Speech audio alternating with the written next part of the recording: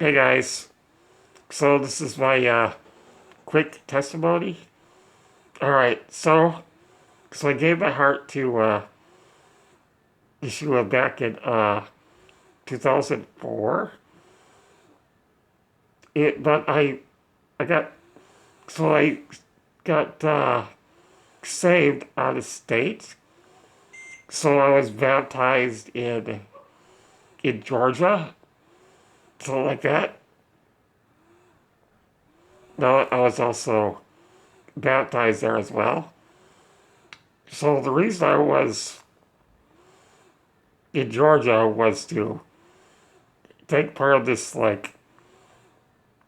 seminar event they had down there, something like that.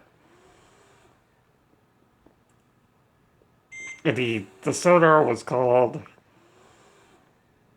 A More Excellent Way.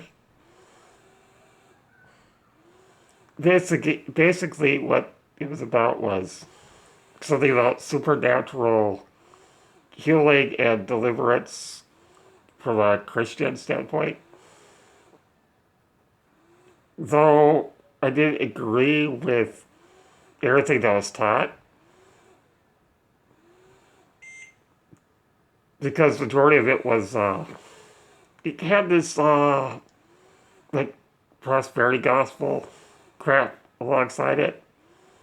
But I was young at the time, so I didn't know any better.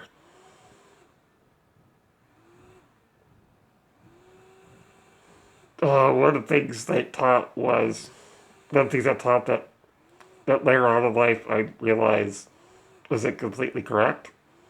So they believe that like all forms of sickness, illness or disability was all caused by demonic influences or something to do with generational curses and all that.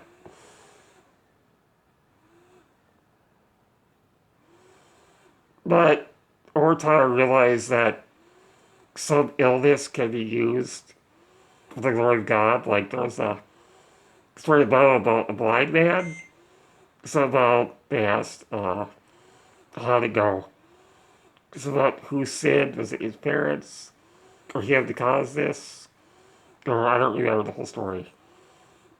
I don't remember what it was about. I just know that there's times where illness was used for the glory of God. Because I had been healed from my sickness. Then they, so this all this talk about it's all caused by sin or some type of demonic spirit, which to now I don't really agree with that. It's like sometimes it's just for the glory of God. Sometimes it's not His will that we're all healed. It's just the way it is. But I can't beat myself up over it. I mean, yeah, I got illness, but I got a good life nonetheless. So I got no complaints. So anyway, moving on. So the seminar wasn't all bad. I did learn to get some good takeaways from it. So I learned about spiritual door points and how sin can invite evil into your life. I learned about cursed objects and stuff, which is biblical. There's such things curses and stuff. But in some ways it took it a little too far, but it's alright. Alright. But the most important takeaway on this Georgia trip was I got saved and I got baptized. So that's good. That's total gain. It made the whole trip worth it.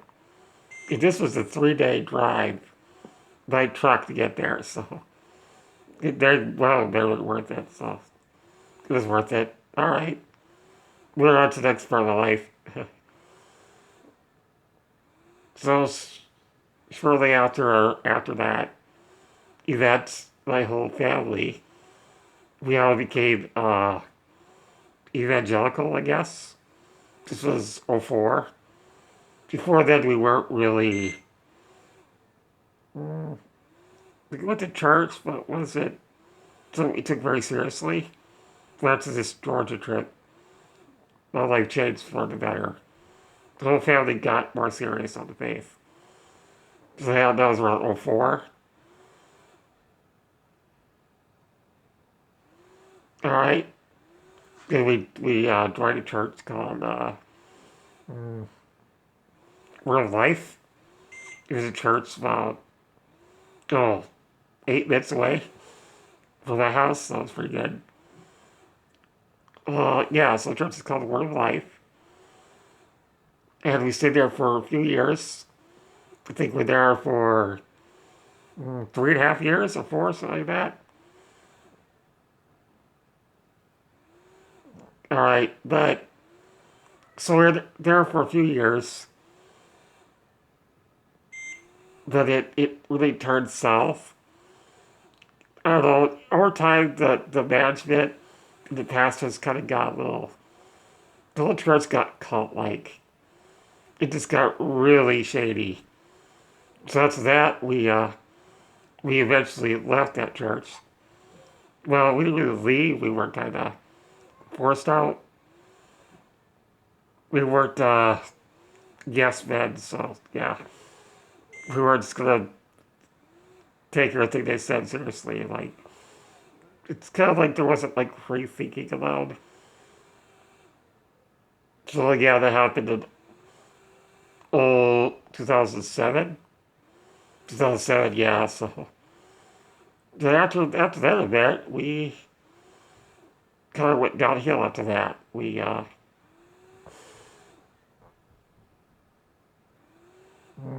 you see, so yeah, we after that we stopped looking for church. So I think we just did church stuff at home. We watched TV programs and stuff like that. So yeah, we did just church at home basically. We didn't really have any fellowship with anybody. So yeah, uh, I followed.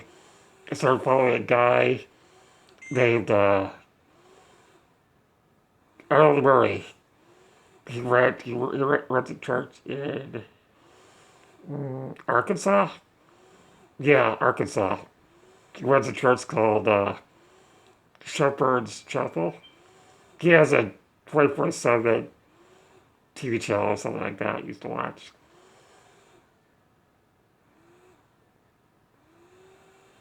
So I followed him for at least 5 years. He was your like typical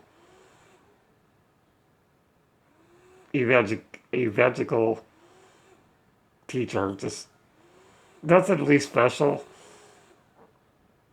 But how I say it, he what I liked about him was he wasn't he was pretty straightforward, right? Old school. He was in his 80s, real old guy, but yeah, he was just evangelical. He was one of the strong points about this guy was he taught against Easter and all that. He knew the truth about what it really was. But he was pretty hardcore for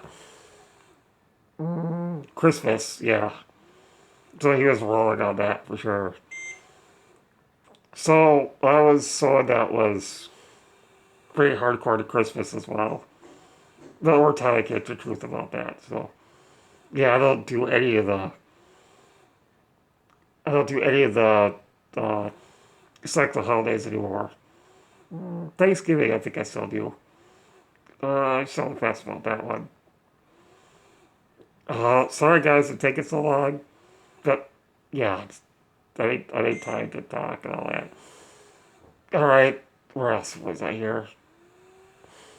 Oh, and this teacher was very pro Passover. That was a real good plus. So through this guy, I learned the truth about Easter, and I started taking notice of Passover, and I don't really participate in it, but I know I did not do anything with Easter. No way. Easter is just garbage. Yeah, the truth about that is it's horrific. All right, where else am I here? Oh, one of his weak points was he believed in the separation between Gentiles and Jews. Like, oh, the feasts are not for us and all that. So yeah, that was kind of a deal breaker. So I just kind of gave up. I just lost interest over time. They moved on to something else. All right, where else are we at here? So yeah, I wrote a script. Keep looking at it because I could not do stuff like this by heart or by memory. No way. So I gotta keep looking back and see where I'm at. So yeah, okay. This part's going to be really hard for me to talk about. Not a lot of people know about this part of me. It's yeah, it's really really hideous. But so yeah, bear with me. This is I gotta dig deep to express this. So yeah, but you know what? I gotta do it. So I'll just do it. All right, see where I'm at here. Okay. So the next part is heartbreaking. So about 6 years ago, I fell into a very wicked sin. I got I just gotta say it. It hooked on naughty stuff like porn and stuff. So yeah, that happened in 2014. I was stuck like that for 6 years. So 6 years ago, I fell into a horrible backslide in my faith, and I'm really ashamed of it. Just really sucks. So not a lot of people know about this part of me. All right, all right. I gotta go back a little bit further than that though. So here's a story of my life. In 2012, I started a relationship with a woman who was also in a wheelchair, and we got very serious. We got engaged in 2018, something like that. But as a handicap couple, you can imagine all the setbacks and all that. So passion burning was a constant for us, for me and my fiance and all that. And it just became just unbearable. Just like, I mean, handicap sucks. Let's see if your girlfriend's handicapped as well. So yeah, you can just imagine all the issues with that. All right, let's see where we're at now. And with that unbearable suffering we went through, one thing led to another. Oh man. So oh, it's hard to talk about, guys.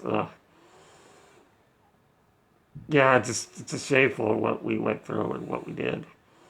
So we started experimenting with adult like texting and stuff. Or what do I call it?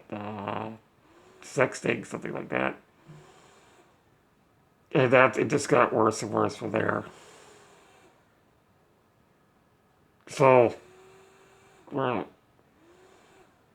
so after that then porn stuck into my life, or stuck into my life because of the crash and burning. It just it's just a bad situation. So again, I dealt with that for 6 years, but eventually I said, enough is enough. I'm sick of dying in my own filth. This is not what I meant to be. So after that, I got desperate to change. Just so desperate that I did what I had to do. It was so hard. I had to, oh, where am I here? I had to leave my fiance, my girlfriend of 10 years. I had to stop a 10-year relationship because I just dealt with the suffering. And I called out the engagement. And I just ended the relationship. Like, like I still care about this person, but I'm not risking my eternity for anyone. I just had to cut out. Just had to, it's like, we burned the passion and as we go our separate ways, on a sight, on a mind. And it helped. This next part's pretty good. There's a good part of the story. So yeah, I had to leave the source of my passion burning, my girlfriend.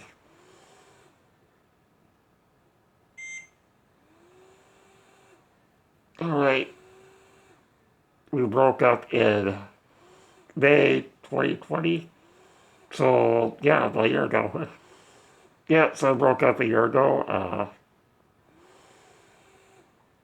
And I've been free from my bondage, of my addiction. So as you see now, I am 9 months free. So I got free in late August, about 5 days after my 30th birthday.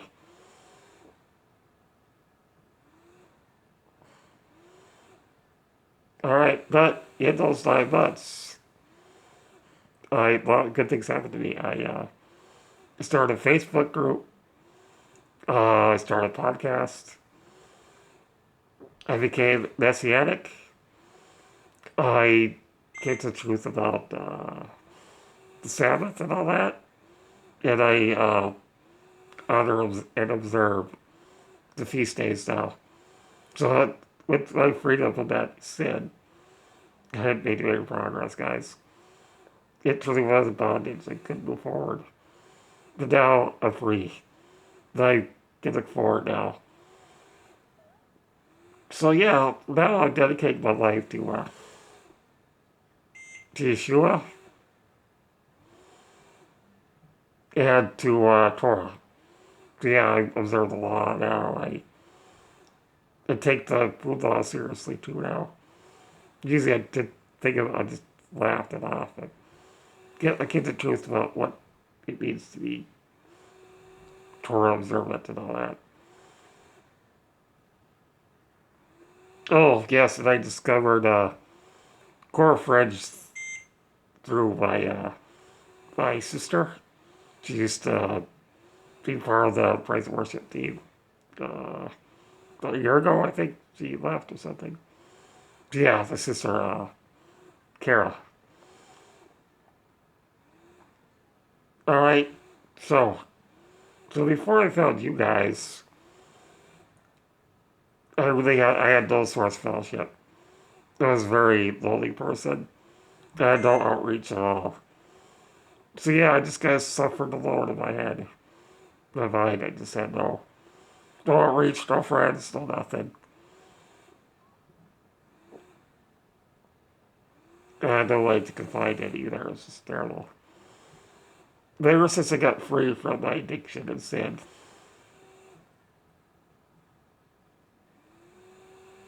yeah, I became a member of this church. I'm just so grateful to have you guys, to have a fellowship and all that.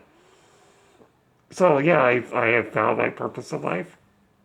I'm on this path for a long haul, and I'll not look back. My glorification draws near. As you know, I'm disabled, and I've been disabled all my life. So my thorn in my side is called Duchenne muscular dystrophy, or muscular dystrophy. And it's ruthless. It has around the marriage, the muscles, the lungs, the arms, the legs. Basically, I'm paralyzed, yet I can still feel pain and agony. So yeah, it's like being paralyzed, but yet you can still feel pain. Yeah, it's not fun. This is why I must fight my faith and hold on to it till till the bitter end. Glorification and deliverance. My illness is my prize. It is my championship belt, for I am a prize fighter. Okay, one of the tools that helps me fight is Christian death metal. I know I received some heat for my choice of music on the Coral Fringe Facebook page, but I just need people to realize that I'm in constant battle, and Christian metal is my sword. Also, I'm a lyricist, so I write lyrics and stuff. So I write lyrics for, my lyrics are designed to be metal. And I'm working, so, and I believe I have 12 songs written, and I'm actually working with a band right now. So my best tracks are The Serpent King, Blackened Tongues of Babylon, and Genocide of the First Bloods. So in the song Genocide of the First Bloods, it bring awareness to the horrors of abortion and stuff. Here, I actually have the lyrics for it right here. I'll just read it off. I won't play the song because I don't got a song yet. I just got lyrics. All right, here it goes. Death is the religion of this final age. Holy sacraments given out to the host of Hades. In the sight of the Savior forsaken, 9-inch nails driven in over and over, torn flesh reanimated, torn once more, count of 9, eviscerated, crown of thorns, oppressing, thrice, the symbol of cruelty and sadism, refitted and redesigned, reprogrammed by relapsed morality, societal transitionings, numbing us through consistency, justice to the unjustified, diluting humanity's conscience, prevailing predation,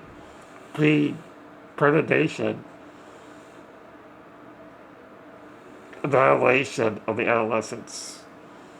So far we've waxed sloth. So far we've dimmed. So far we've decayed. We sense its groaning, reverberating underneath Calvary. Their blood seeps through. Their blood. The origin of innocent fruit. Union of the seed.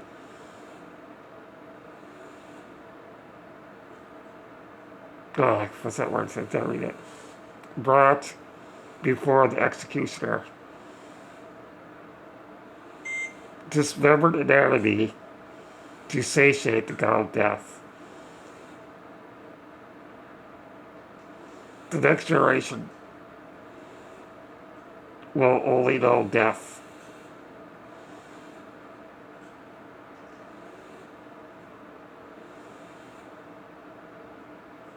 Death, death.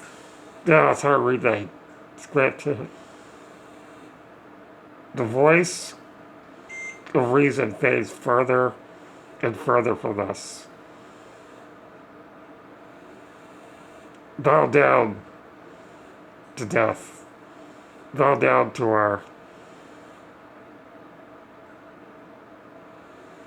what's the word? Bow down. He demands world blood sacrifice. He demands more blood sacrifice.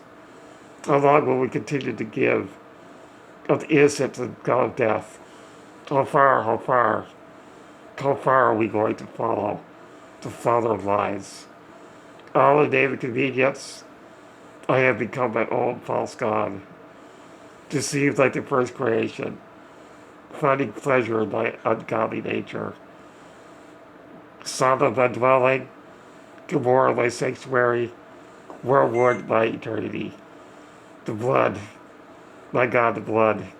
No, not my God. Myself, the God of death. You foul speck of nothing, thou filth. I will curse thee, O little God. Whore of the wormwood, death is your payment. Blood is your concubine. Your life is your child's end.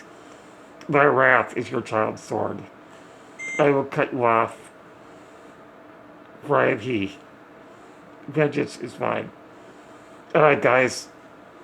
Hey, brother, that's my story. Thank you for giving me a chance to share it with you. Alright, thank you. Alright, Kara, I'm done. Just hit the... Yeah.